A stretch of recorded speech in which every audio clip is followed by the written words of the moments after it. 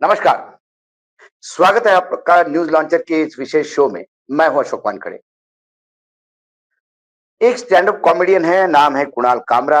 उन्होंने दिल तो पागल है इस गाने पे एक पैरोडी रची और उस पैरोडी में ऐसा कुछ कह दिया कि महाराष्ट्र के उप मुख्यमंत्री एकनाथ शिंदे को लगा कि उनको ही कहा। जज के ऑर्डर में लिखा है जो इन्होंने महाराष्ट्र की इलेक्शन से किया है ना भाई साहब, बोलना पड़ेगा।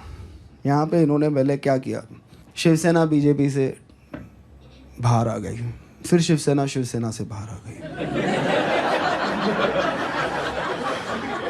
एनसीपी से बाहर आ गई।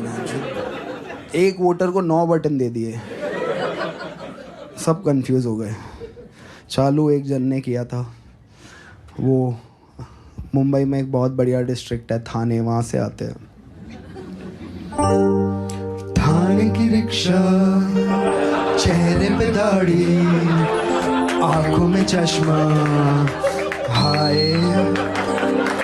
थाने की रिक्शा, चेहरे पे दाढ़ी, आंखों में चश्मा, हाय। एक झलक दिखलाए कभी गुवाहाटी में छुप जाए।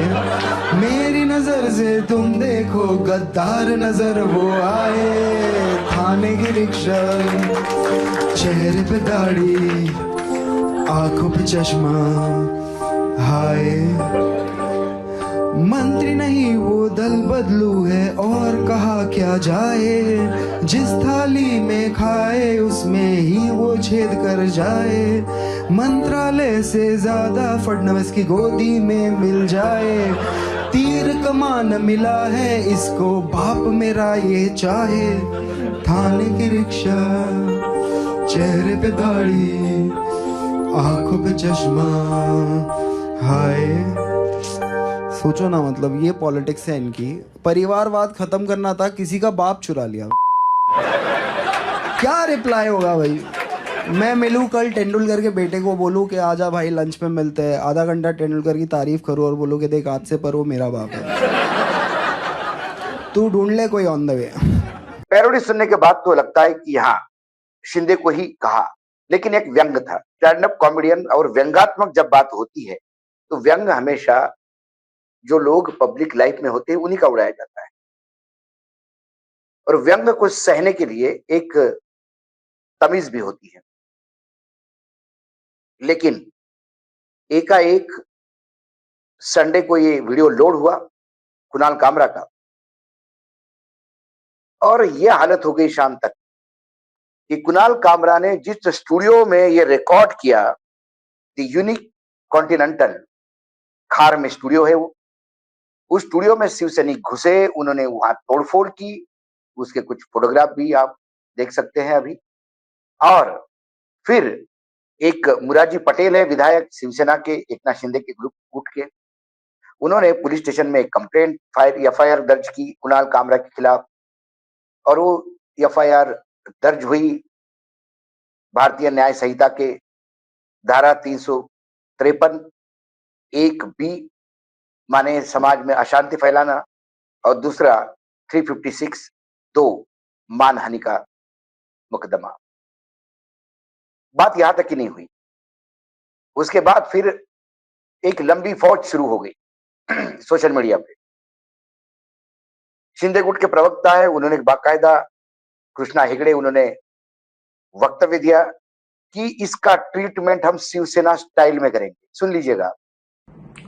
मुंबई पुलिस को कुणाल कामरा को हिरासत में लेना चाहिए, उसे अरेस्ट करना चाहिए, उसको सलाखों के पीछे बंद करना चाहिए, उसके ऊपर मुकदमा दर्ज करना चाहिए।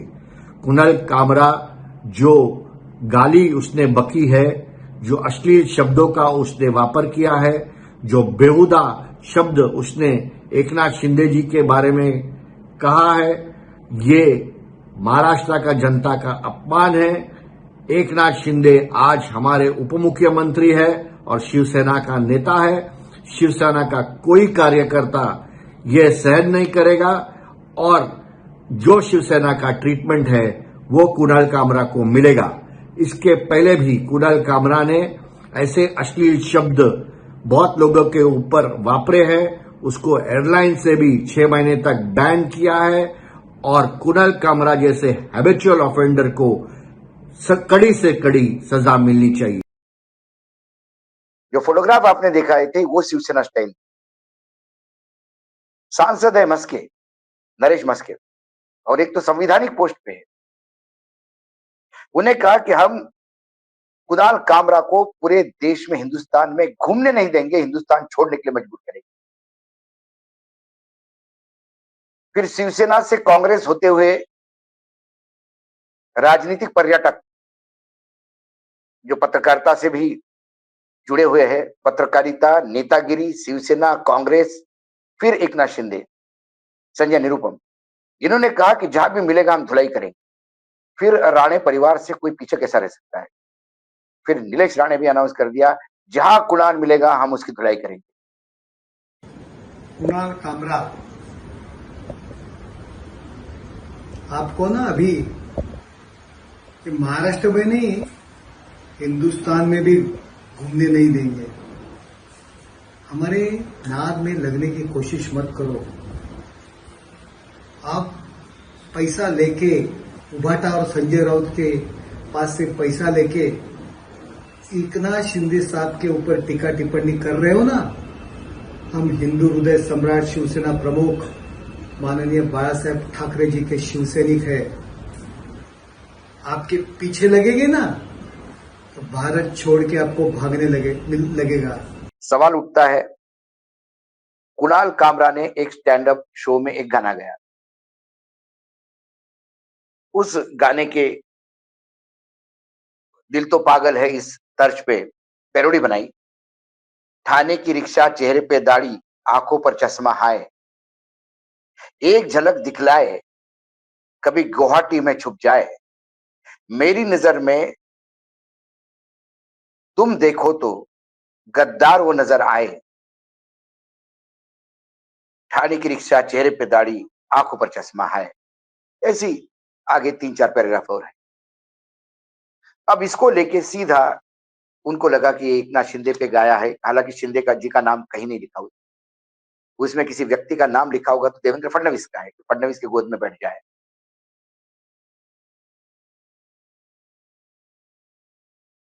यदि Eknath Shinde deputy chief minister है, कोई भी किसी के खिलाफ कुछ बोलता है तो हमारे देश में संविधान, उसे लगता है कि वो अभिव्यक्ति की आजादी है।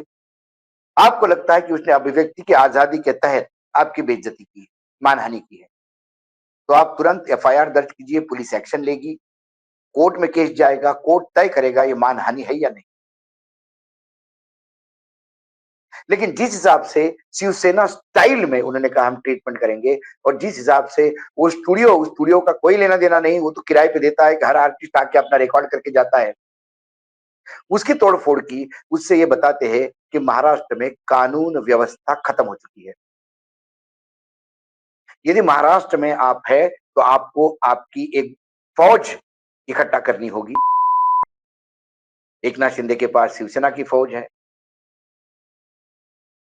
और ये फौज स्वयं निर्णय लेगी कि ये आपकी मानहानि है, ये आपके खिलाफ बोला है, ये आपके विरुद्ध जा रहा है, और वो अपने हिसाब से सजा देगा, चाहे स्टूडियो फोड़ेगा, चाहे उसी को धमकी देगा। एक सांसद यदि किसी को धमकी देता है कि हम हिंदुस्तान में घूमने नहीं देंगे, तो फिर संविधान क्या करेगा, न्यायपालिका क्या करेगी? फिर संविधान यही इसी बात को रेखांकित करता है, ये लोग संविधान में विश्वास ही नहीं रखते। क्या हम ये माने कि एकनाथ शिंदे जी बीजेपी के साथ इसलिए गए कि वो भी संविधान में विश्वास नहीं करते, ये भी संविधान में विश्वास नहीं करते? और यदि संविधान में विश्वास करते तो जैसे कि मुख्यमंत्री देवेंद्र फडणवीस ने कहा, अभिव्यक्ति की आजादी है, लेकिन उसकी एक सीमा है, नहीं तो एक्शन होगा। एक्शन होगा तो एफआईआर दर्ज हुआ है, उन तमाम सेक्शन पे एफआईआर दर्ज हो गया है, मुकदमा दर्ज होगा, उसके ऊपर यदि वो अरेस्ट हो गया तो उसकी जमानत होगी, उसके बाद पूरा देखा जाएगा, न्यायपालिका तय करेगी वो दोषी है या नहीं है। आप कैसे दोषी तय करेंगे? ऐसा ही इन लोगों ने उद्धव ठाकरे की सरकार होते हुए सुशांत सिंह राजपूत के मामले को हत्या बताकर रिया चक्रवर्ती नाम के एक एक्ट्रेस का पूरा करियर बर्बाद कर दिया। उसके बारे में क्या क्या नहीं बोला। आज सीबीआई ने क्लोजर रिपोर्ट लगाया कि उसकी हत्या थी, हत्या नहीं। सीबीआई क्लोजर रिपोर्ट में कहते हैं कि रिया चक्रवर्ती का कोई लेना देना नहीं था, लेकिन वो 27 दिन जेल में रही। तो हो सकता है कुणाल कमरा भी कल छूट के आए, न्यायपालिका कहे कि इसने कुछ गलत नहीं किया। ऐसे में तोड़फोड़ करने का अधिकार आपको किसने दिया? यदि शिवसेना स्टाइल ही आपको काम करना है, तो क्या ये तो टीस नहीं निकाल रहा है कि गृह मंत्रालय चाहिए था, एकनाथ शिंदे जी को नहीं मिला, तो फिर वो गृह मंत्रालय की बात भी नहीं मानेंगे उनके लोग? क्या ये तो इसका मतलब नहीं निकलता है? कई बातें हैं। महाराष्ट्र एक तो व्यंग की भूमि रही है। महाराष्ट्र में पु ल देशपांडे, महाराष्ट्र में प्र के अत्रे। मुझे याद है संयुक्त महाराष्ट्र की लड़ाई चल रही थी। शंकर देव एक समाजवादी थे जिनके खिलाफ अत्रे भयानक दुश्मनी रखते थे, लेकिन आचार्य नरेंद्र देव को वो वाकई भगवान मानते थे। जेल अत्रे में मतलब अत्रे जेल में थे संयुक्त महाराष्ट्र की इस लड़ाई में। उन्हें किसी ने कहा कि अरे देव चले गए, आचार्य देव के निधन पे उन्होंने कहा कि देव चले गए। तो उन्होंने कहा तो बहुत बढ़िया बात हुई, शंकर देव चले गए। उन्होंने कहा नहीं, आचार्य नरेंद्र देव चले गए। आचार्य अत्रे स्तब्ध रह गए और उन्होंने अपने अखबार में पेज 1 पे मृत्युलेख लिखा, जिसका हेडिंग आज भी पत्रकारिता में पढ़ाया जाता है। मराठी में वो मृत्युलेख लिखा, उसमें हेडिंग थे, शंकर देवा सोडून देवा नरेंद्र देवा का नेले। इसका अर्थ है, हे भगवान, देव, भगवान को भी देव कहते हैं मराठी। शंकर देव सरनेम है देव, और आचार्य नरेंद्र देव, इन 3 देवों का कैसा उपयोग किया उन्होंने? शंकर देवा सोडूनी देवा, हे भगवान, शंकर देव को छोड़ के आप आचार्य नरेंद्र देव को कैसे लेके गए? तो क्या शंकर देव ने प्रेस जलाया आचार्य अत्रे का?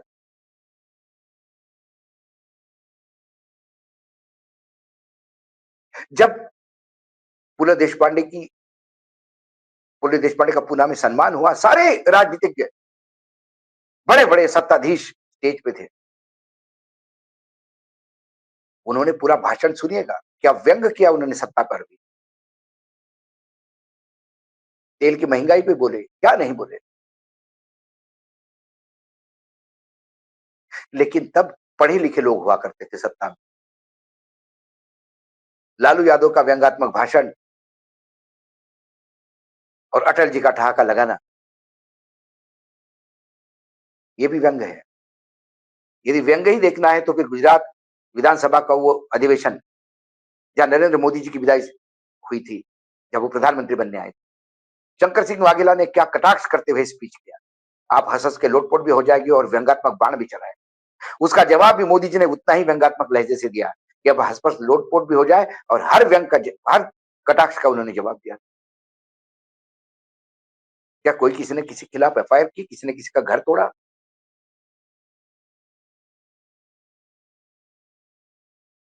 लेकिन हाँ, यदि वो कहते हैं कि ये उद्धव ठाकरे की शिवसेना से पैसे लेके किया गया है, तो फिर उद्धव ठाकरे का घर ही तोड़ते, हिम्मत होती तो। कलानगर पे हमला बोलते।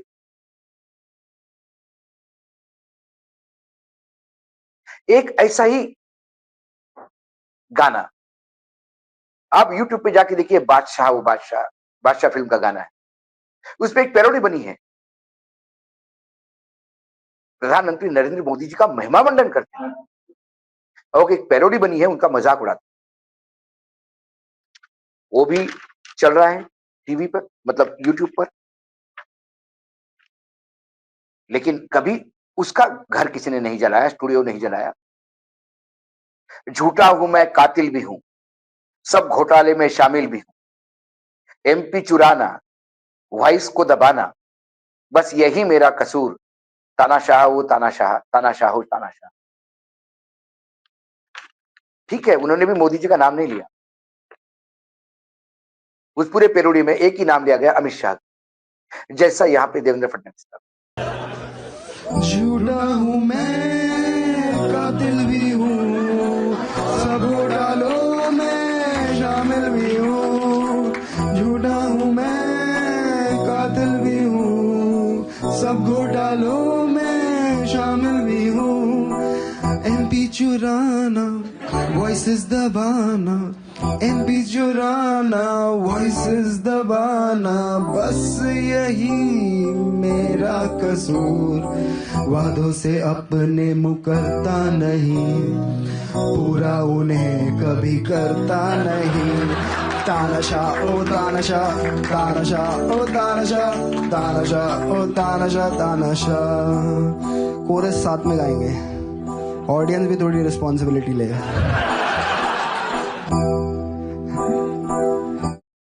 मैं खोखला भी हूँ, खाता रोज में ढोकला भी हूँ। स्कीमें चुराना, अपना बताना, स्कीमें चुराना, अपना बताना, बस यही मेरा कसूर। डिग्री में अपनी दिखाता नहीं, नौकरी किसी की लगाता नहीं। तानाशाह ओ तानाशाह, तानाशाह ओ तानाशाह, तानाशाह ओ तानाशाह, तानाशाह। चारों तरफ है मेरे ही चमचे, ईवीएम पे बस मेरा नाम। लाशों से ऊपर उठा करियर, पीछे मेरे है अमित शाह। जुड़ी कहानी सच्ची लगे, मेलोनी तू मुझे अच्छी लगे। जुड़ी कहानी सच्ची लगे, मेलोनी तू मुझे अच्छी लगे। बनाना बर्तन बजवाना, बनाना बर्तन बजवाना, बस यही मेरा कसूर। गरीबों से मेरा नाता नहीं, ईडी से कोई बच पाता नहीं। तानाशाह ओ तानाशाह, तानाशाह ओ तानाशाह। Thank you so much ladies and gentlemen। कानून यदि हाथ में लिए जाए और यदि मारा पीटी पे उतारा जाए, तो फिर पूरा महाराष्ट्र अंधा और लूड़ा और लंगड़ा मिलेगा, कोई किसी को छोड़ेगा नहीं। कौन एफआईआर करेगा, कौन पुलिस में जाएगा? सीधा जाके तोड़फोड़ करिए, मारिए, कूटिए। और इस संवैधानिक जगह पे बात करने वाले लोग, बैठने वाले लोग, जो सांसद रह चुके हैं, जो पत्रकारिता में काम कर चुके हैं, संपादक रह चुके हैं, संपादक होते हुए क्या नहीं लिखा सामना से संजय निरुपम ने, आज वही ज्ञान पढ़ा रहे हैं। वो भूल गए संविधान क्या होता है। शर्म आती है कि एक समय वो पत्रकार ये कहने में, वो कह रहे हैं कि हम धुलाई करेंगे। मानो महाराष्ट्र में गृह मंत्रालय है ही नहीं, मानो महाराष्ट्र में संविधान का कानून। 39 लोगों ने तोड़फोड़ की, उसके खिलाफ भी एफआईआर हुई। कम से कम महाराष्ट्र में एक अच्छी बात होगी, उत्तर प्रदेश में ये बात होती तो वो एफआईआर होती भी नहीं। प्रधानमंत्री जी ने अभी जो पॉडकास्ट में लंबी चौड़ी बात, बहुत 1 घंटे से ज्यादा का पॉडकास्ट था, और जो पॉडकास्ट के जो जवाब में उन्होंने जो कुछ सवाल के जवाब उन्होंने दिए, तब उन्होंने कहा कि भाई आलोचना सुनना चाहिए। हम पब्लिक लाइफ में है, राजनीति में। मैं मानता हूं कि क्रिटिसिज्म होना चाहिए और ज्यादा होना चाहिए, और बहुत तीखा क्रिटिसिज्म होना चाहिए, और लोकतंत्र की मजबूती के लिए क्रिटिसिज्म चाहिए। आलोचना तो होगी, आलोचना सुनना चाहिए, ये मोदी जी कह रहे हैं। और ये मोदी जी को भगवान मानने वाले, चाहे संजय निरुपम हो, चाहे नीतीश राणे हो, राम कदम, ये तो बीजेपी के सांसद है, उन्हें कहा जहां मिले वहां धुलाई करो उसकी। राम कदम भी भूल गए कि देवेंद्र फडणवीस गृह मंत्री है, वो भी मारने कूटने की बात करते हैं। ये बार्बेरियन स्टेट की तरफ लेके जा रहे हैं क्या? मैं कुणाल को क्लीन चिट नहीं देता, मैं उसकी साइड नहीं ले रहा हूं। कुणाल ने गलत किया होगा तो ये न्यायपालिका तय करेगी।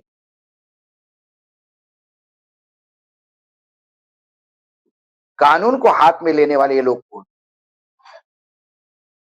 और देवेंद्र फडणवीस की पुलिस क्या कर रही है जब ये लोग खुलेआम धमकी दे रहे हैं?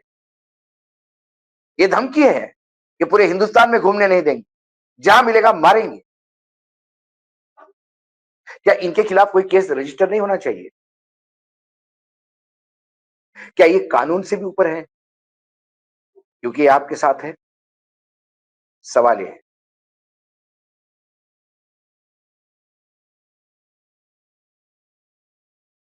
एक आखिरी में, भले ही प्रधानमंत्री जी की निवृत्ति की बात हो रही है, प्रधानमंत्री जाते जाते शायद ऐसा एक चेहरा लेके जाना चाहेंगे कि जो अपनी आलोचना भी सुनते हैं,